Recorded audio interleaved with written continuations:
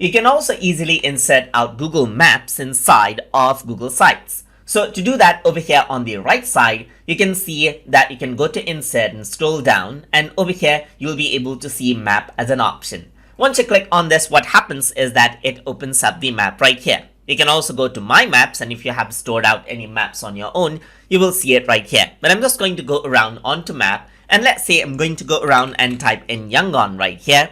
And then what happens is that the map is there. So let's say this is the map I want to actually insert right here. So I'm just going to go around and select, and what happens is that the map gets inserted. You can resize out the map according to how you like, and resize this out vertically as well.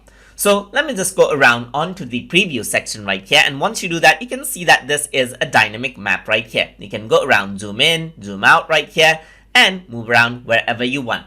And that is how you can insert out maps inside of Google Sites. So hope you guys learned something as always. And as always, please like, comment, share, and subscribe.